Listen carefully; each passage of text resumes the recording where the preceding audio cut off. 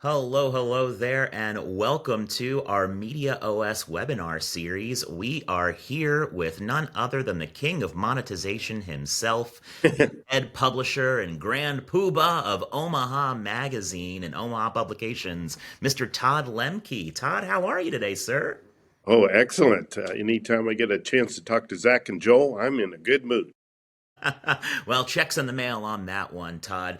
So, one of the things that you are famous for in the publishing world is your award winning, known from here all the way to there, Best of Omaha. And I know you get a lot of questions from publishers about Best of Omaha. So, I wanted to pick your brain a little bit and have you discuss and talk about just what Best of Omaha is and some of its history.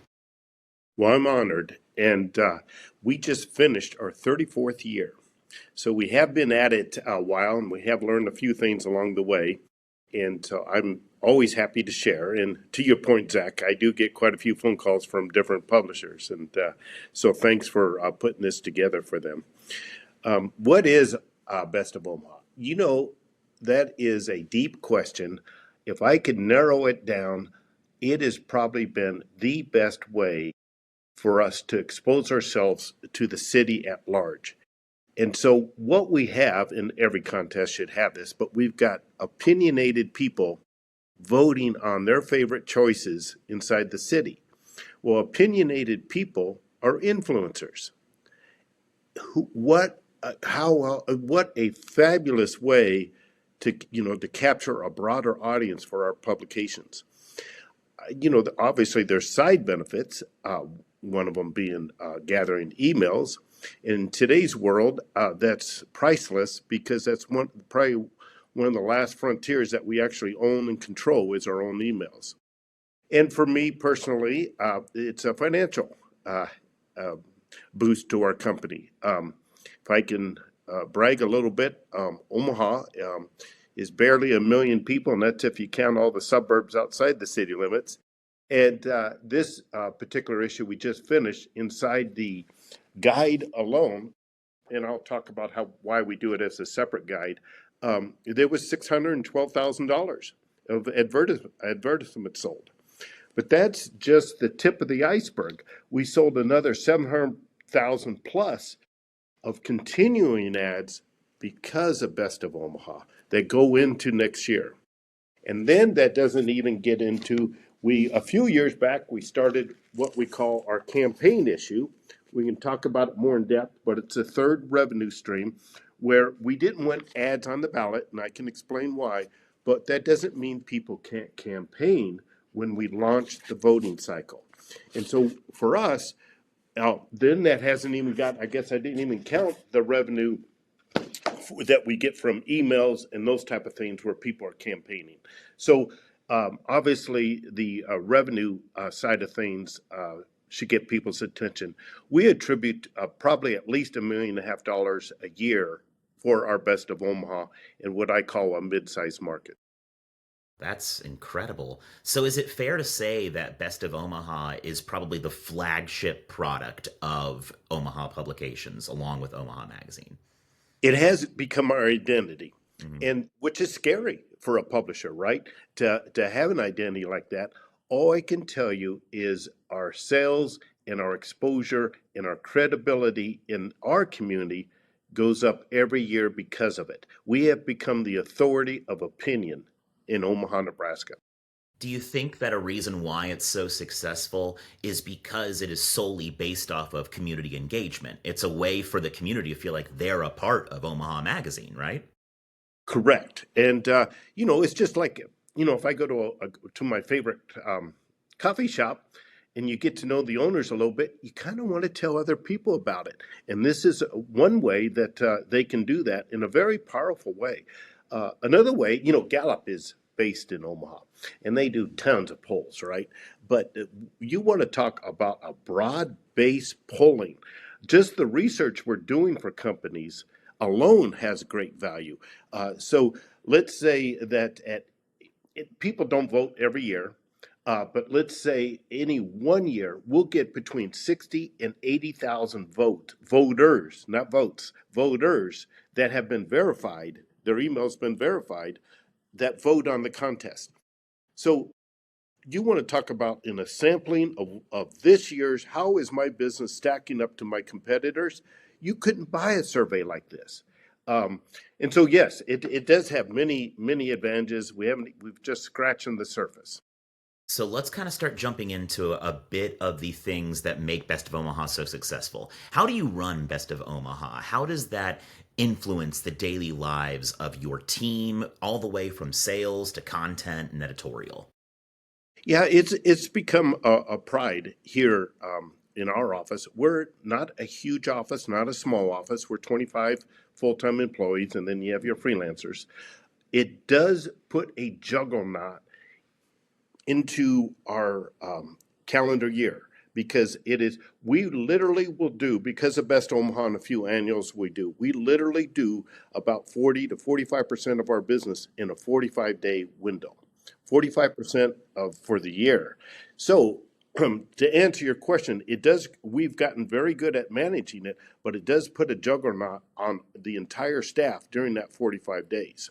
But we pull it off because everybody knows what it means to the business.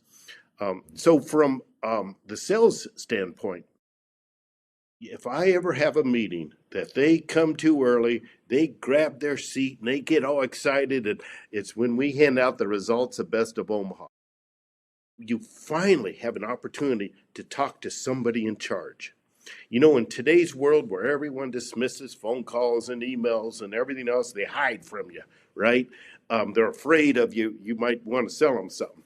One thing they do want to know, they want to know, how did I do? How did my company do in Best of Omaha? So for the sales team, when you call up and you say, hey, I've got the results of Best Omaha, and they say, oh, well, just give them to me and I'll pass them along. No, the results are sequestered until November 1, and I need to talk to the owner. If it's a large company, you'll say the CEO. The difference here, you start at the top, right? You don't work your way up through the marketing department or anything else. You start at the top. And at the very first part of the conversation is, you can verbally tell your team, but you can't put it on any channel. You can't say it in social media and on your website or anyway until, in our case, November 1. So that's huge for them. For the production office side of things, the editorial actually likes it because this, I don't know, 100, how many pages it is. The results book itself, 184 plus cover. Um, it's pretty easy for them to do the editorial because literally it's ads and lines of listings where it is. So they can produce a product, without a ton of effort. It's all formatted. The only thing they might do is, we've gotten very good at selling these profiles as well. But during best of time, we require the company to send in the edit, send in the photo, and all we do is edit it. And so everything we do on best of is all about efficiencies. Everyone understands the volume that we're going through, and they work with us, all these other companies. So tell me, Todd, what does the calendar look like for Best of Omaha? Is it, starting Jan 1, XYZ happens? What are the key dates that you guys use as your checkpoints for Best of? Well, thanks for asking that, because when I talk to other magazines, they have followed tradition. And one tradition is when they do their contests. Often it is done towards the end of the year, and then by the time they get the results, or the middle of the year. And so I see a lot of contests where they're giving the results out in July. And it says, like, let's say it's this year, 2025, they get the results out and they sample it at the beginning of the year. They get the results out in July, and it says 2025. Well, if you're a winner, you only get to use that logo for half a year to have relevance. You can use it forever, but the relevance of it is only half a year. So, of course, we do things a little different. And so we start our voting July 1. We always, every year, everyone count on it. They anticipate it. And we have the results done by August 20th. That's when the last time to vote. And then the tallying happens, and I always hand out the results the day after Labor Day. So now what happens, and one thing that is kind of cool, and we can go more in depth in this, but everyone that wins gets a packet, a Best Omaha packet. But you'll notice on the door stickers, oh, that's upside down, so it's hard to read because it goes through a door. But our banners, so we just finished it for 2025 and got our sales done in a 45-day window, selling window. And guess what? It says July 2026 on it. So It people are doesn't voting say in 2025. 2025. Right. So now they can use it for a whole year because this book gets polybagged in what we mail, and it's our November, December issue. And these people can all announce that they've won, but the banner says 26. I can't tell you how appreciative from a business standpoint, not necessarily a publisher standpoint, but a business standpoint, how much they appreciate. By the way, we just package it with our periodical. We don't do it inside the periodical. That's mistake number 2 I see. Guys, then your results are good for one issue. If you come out 12 times a year, it's good for a month. If you come out 6 times a year, it's good for 2 months. Separate it, make it an annual, have it on those coffee tables and kitchen tables and everything all year long. Now you have greater value because it's an annual. You can only sell an annual ad for more than you can a periodical. Curious, do businesses, it sounds like, from what you're saying, results are tallied in August, you notify your team the day after Labor Day, they start that sales cycle from then, and you have an actual Best of Omaha issue, results, and party in November, if I'm not mistaken, correct? Correct. Our no, we ours this year we always do early November. This year it's November 5th, and Hmm. we call it a soiree. Okay. And we used to open it to the public, and we'd have arenas like in our city, Baxter Arena, invite the public, and they'd show up. But it turned into a little bit of trick or treating. So we now do a soiree for just the winners. We get 500 to 700 people there at the night, and it's a party. There's no stand up, get your award, no table setting. It's all high tops. It's energy, music. It's very visual. All the winners are displayed visually throughout the evening. Unlimited food and alcohol. And more importantly, owners get to meet owners. They talk to them in a casual setting. You're talking to some of the brightest business minds in town. If they're a Best of Omaha, they're probably very bright in their industry, right? So what value is that for you as an owner to be able to talk to other local owners? Our soiree, I'm so excited about this year. We're going to have stilt walkers. We have this, it's a really high ceiling, and we're going to have the fabric climbers doing all the acrobatics. We're going to have the music. We're going to have disco, what do you call that? Silent disco, Just go. they Hmm. go it on, because we want people to be able to talk. So the music's just loud enough for the energy, but not so that you can't talk to each other. And they're walking around meeting people. We have all kinds of things that they can take pictures of, so they post it on social media. I really like our soiree. In fact, I should send you a video. Well, I'm excited. We'll have to post that along with it. Tell me, does the timing of this, having it close to almost kick off the holiday season, do businesses appreciate that as an advertising venue for them to say, not only are we going to give you specials because it's the holidays, but we also just won Best of Omaha 2026? I think you're on to something, Zach. We didn't design it that way, but that's obviously a side benefit. The hardest thing for us was the salespeople, and I'm just talking psychology. They want longer than 45 days. They say, Todd, if I could have another 2 weeks, 3 weeks, 4 weeks, I could sell more ads. You want to do it in a condensed period, capture your gold, your money, and then move on to other projects. You can't have this just drag on forever. I don't doubt we could probably have sold another 10%. In fact, we sometimes do have ads show up in later issues and they miss the results issue. But it's worth it to have that tight time schedule. You ever notice if you're going to go out of town and you got this list of stuff you got to do, you get it done because you want to go out of town. And that's how I look at it with our 45-day window period.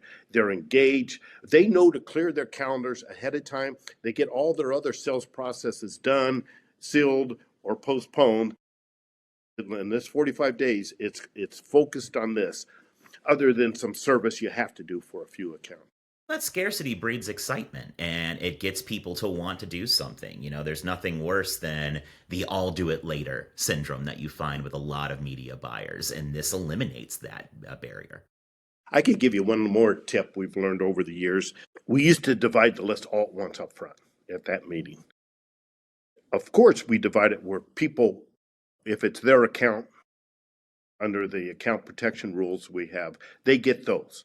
But there's always about 40% that are brand new accounts, right? That have never won before. No one's calling on them for other products. And so those are like gold, right? For a salesperson. But I only hand out 50 at a time. And I don't care if they service the 50 in a day or if it takes them a week. They don't get their new batch of 50 until everything's entered into my CRM, which happens to be MediaOS. I want all that information to send them stuff afterwards, to invite them to the party. All that needs to be inside my CRM, or otherwise, and then they have to, out of the 50, remember, these are brand new people, I require at least 5 sales. And this is one of the few products you're going to find where you do sales on first call. Mm. And, how I look at it, it's very transactional. But the beauty of this transactional is now you have a relationship. Now you can slow down. You've got the relationship. You can sell them other products throughout the year.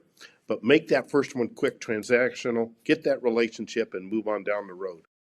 Well, it sounds like Best Of really splits into two different avenues. A lot of different verticals, you feel like they either serve the readership or they serve the advertisers. And it sounds like this one has as close as you can have to a 50-50 split, in that it's not only serving your advertisers, but just because of that high level of community engagement, Omaha itself seems to love being a part of this too. I really think so. We have another contest in town. Our daily paper does one, and we can get into the credibility, but the voters know the difference between someone verifying an email or just voting. They know the difference that you can vote once, not daily, like our competitor. They know the difference. I can't get in there and just vote for one category. I have to do a minimum of 5. By the way, our average is 21. They feel that we're trying to run the contest as legit as we can. Promotional, no doubt about it, but as legit as we can.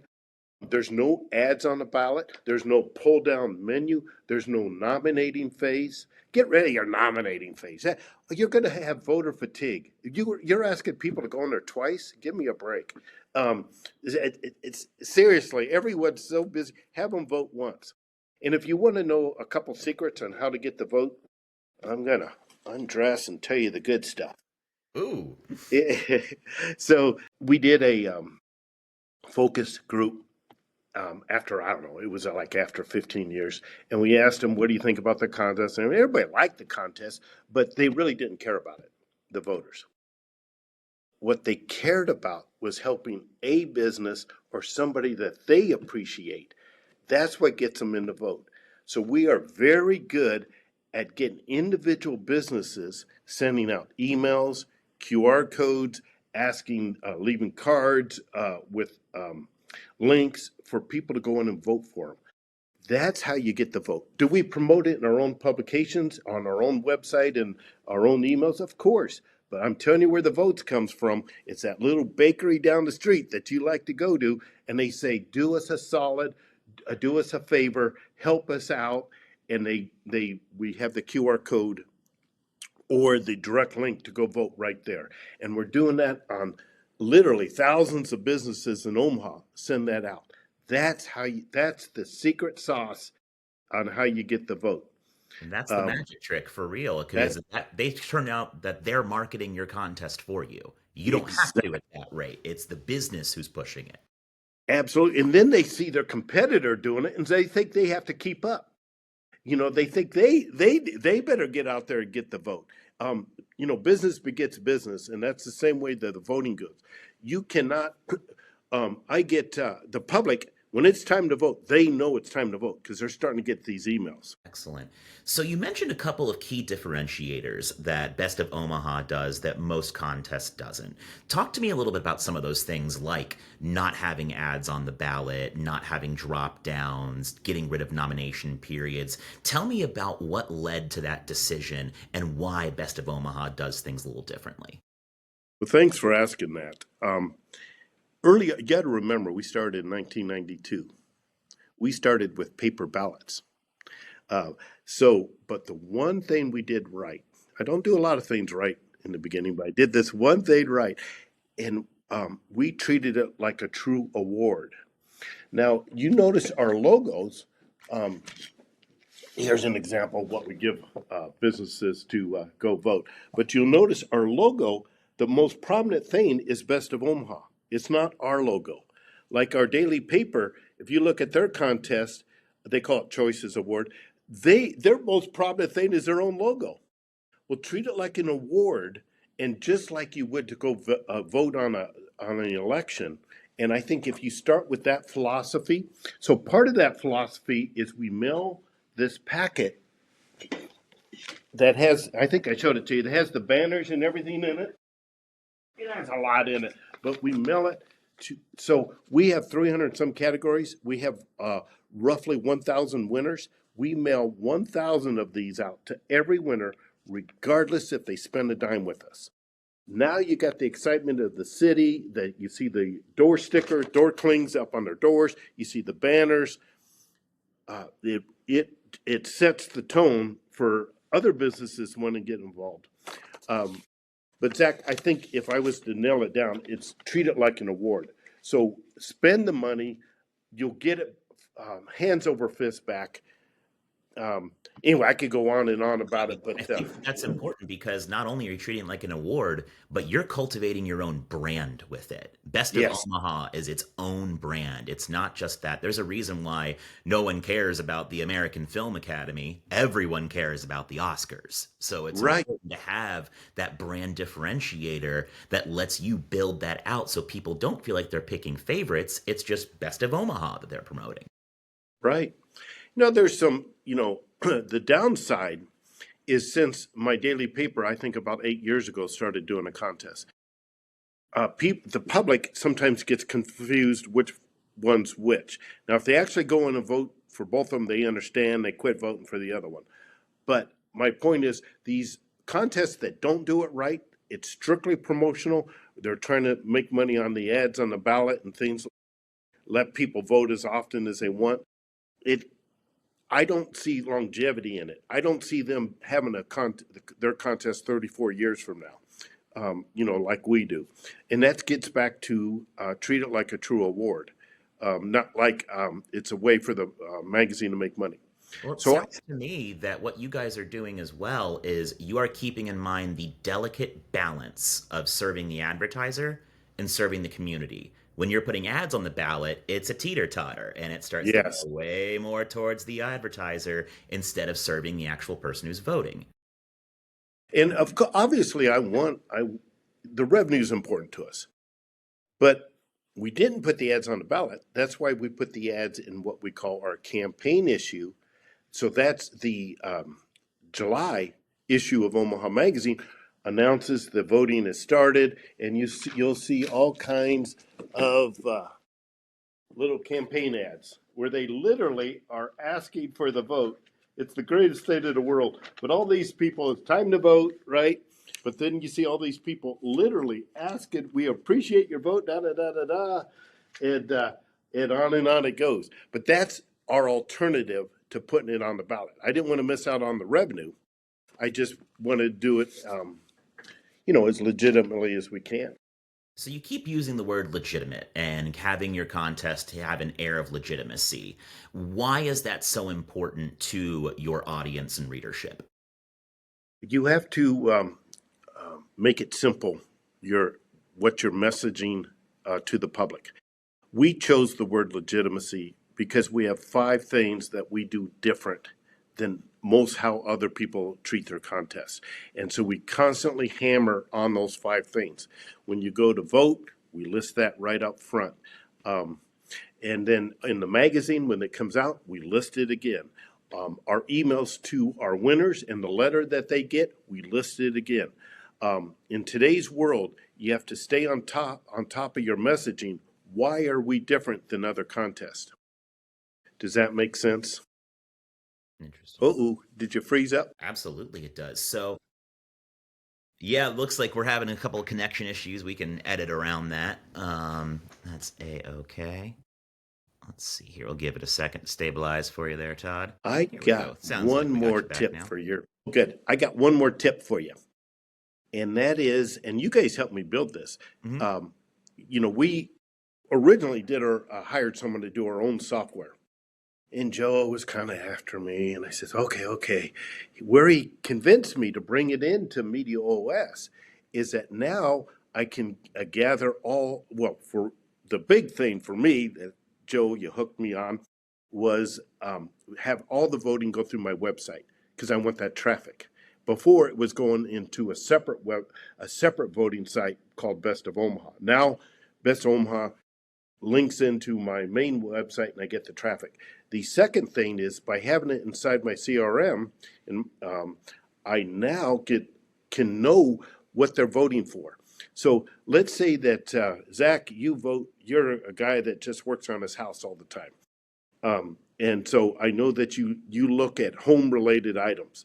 And then all of a sudden on my email, I notice that you're also opening the home related email product. And then let's say on my website, all of a sudden I see Zach is also like, well, guess what? My newsletter is going to be more catered to Zach for home related things than it might be for someone else that's a foodie, if And that not makes sense. and not only are you taking your information from Best of Omaha and applying it to your newsletter, you're also applying it to things like your business directory, correct? You're adding Yes. different performances that businesses have had in Best of Omaha and putting it in the directory because everything's all in one system, right? Yes, perfect. I mean, and I don't know of any other CRM that does that, that has it that seamless integrated. And anyway, a plug for MediaOS.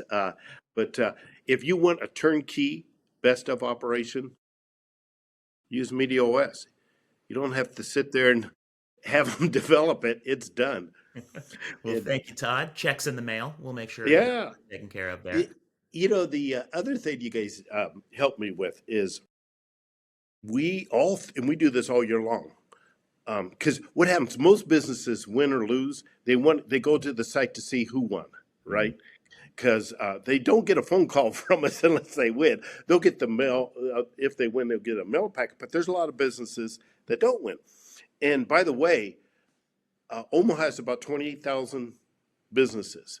We have we have winners about 900. There's 1,000 because there's some win more in one category, but that is what we call the 3% club. So it's really important because the public has a misnomer about everyone wins Best Omaha. No, 3%. You're in the top 3%. But the other thing I want to tell you that we do all year long is inside the system, campaign managers go in there, put their email, they put their phone number, and they become a campaign manager. So back in May and June, before we start the voting, July 1, we're sending them best practices, how to campaign, how to get out the vote. And then and they do this all online without talking to us. And then there's a place where get your custom QR code so that you can put that on table tents and put it out there, or or business cards. We have tons of business cards where it's all done online. They don't even talk to us. Where they customize their side of it, and then the back side is the go vote, or otherwise we give these out free. Spend a little money and get a lot back.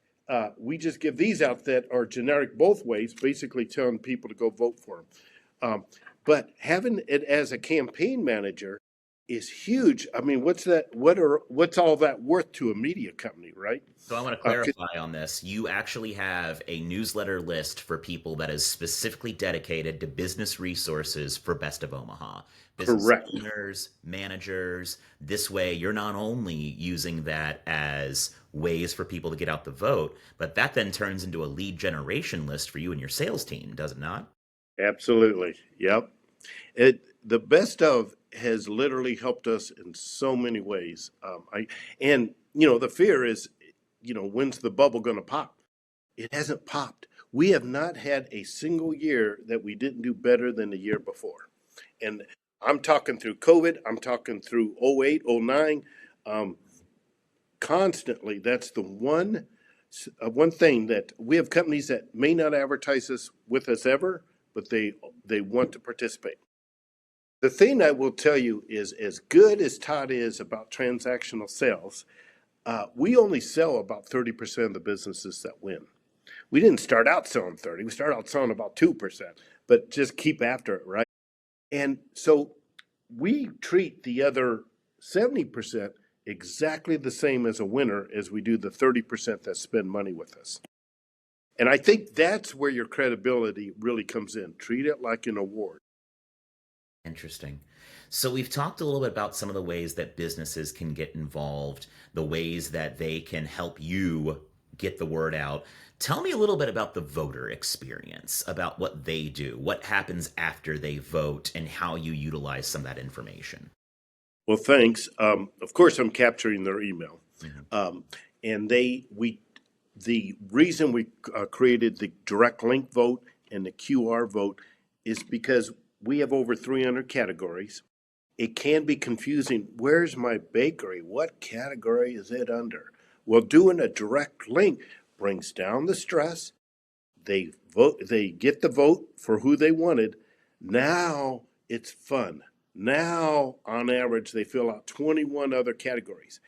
But with everyone doing that, that's how you balance it and get an honest vote, Now, right? for these categories and everything, do you do like a drop down list, a selection process, or is it just an open, people type in who they think they're voting for? Absolutely. We do put it into, and I think now it's 9 different themes. Hmm. So one's food, one's home, one's auto. And then inside that, like let's say it's food, it'll say bakery and then blank. They literally have to type it. So now with the tools of AI and everything, we can get the misspellings figured out because they'll be kind of listed together, and you most people can get the first couple letters right, and so that helps with that. But th- that really is the key, and they do have fun. And I now the questions that they're going to have to decide themselves. We only allow 2 votes per IP address. But that's a decision they're going to have to make. The reason we do that is to get rid of the stigma, oh, the biggest companies always win. Well, if you force your employees, say you're a huge bank, and you force all, you're not forced, but strongly suggest all your employees to go vote on at work, right, when they're kind of semi monitored, um, that can skew the results. Uh, so by doing two we want people to go home and vote. Now, if they want to vote, the first 2 people out of this large bank get a vote, but everyone else, their vote won't count. But these are the safeguards that we put in that I don't think everyone else, other systems put in. Well, this is why legitimacy is the word. We want to make sure there's no botting, there's no people trying to stuff the ballot, anything like that. So when people wins Best of Omaha, they actually know they won Best of Omaha. It was the community that voted for them, not someone who has, found a way to just sit there and hit vote every single minute. Right. I may go and help national elections on how Well, someone's got to at this rate. to. Well, Todd, tell me, some of the things that I'm sure people run into is different levels of friction or barriers of entry for people who want to vote. So you mentioned you use quick vote QR codes to allow people to get in. I know one thing that we've done as well is instituted single sign on your website. So when people Thank are you. going to register, all they have to do is say, use my Google account or use my LinkedIn account. And you saw a huge increase in people being able to register, correct? You made it easy for them to register and for us to find out they're a real person, not a bot, right? And thank you for that. That is, I will give you guys credits for that. You brought me into the 21st century on that because we used to just do a bounce back. So it sounds like, in addition to this, you have exclusive perks for voters that they get after voting, correct? Correct. So they go through the voting, they feel comfortable, they submit the ballot. In the the submit button only works if you have at least five different categories, and then they get back uh, a sheet that's all it says is I voted, but there's a list of everywhere they can take it to either get a discount, show that they voted, and get some swag, get something. There's misnomers about that. Every once in a while, we get a call and they says, "Oh, people are buying their votes." No, this is after they voted, and it doesn't say who they voted for. It just says I voted. The thinking there is a little bit like that sticker after you get voting for a national election says I voted. You go to the office and they're, you voted for what? So the idea is to get people talking about it. Awesome. That's excellent. So, Todd, we've only got a couple of minutes left here. What advice would you give to either your younger self or to someone who is just starting a contest in their market? It has probably been the one thing that helped our magazine stay in business through thin and thick. It's also, you want to talk about something for a brand new salesperson to get them what I call quick success. It's Best of Omaha. Now you let them experience doing some quick closing. Let them establish some new relationships that they can talk to.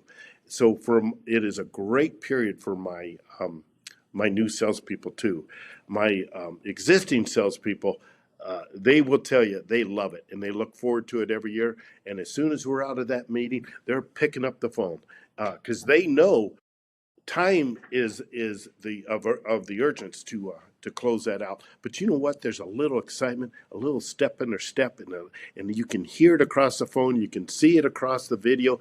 And when we always preach to get face to face. In today's world, that's getting harder and harder. But obviously, for brand new winners, they often allow you to go face to face. Right? How hard? How much do you have to spend to get a face-to-face appointment? I figured it out. I figured it out 15 years ago. 15 years ago, which it was a lot easier to get face-to-face.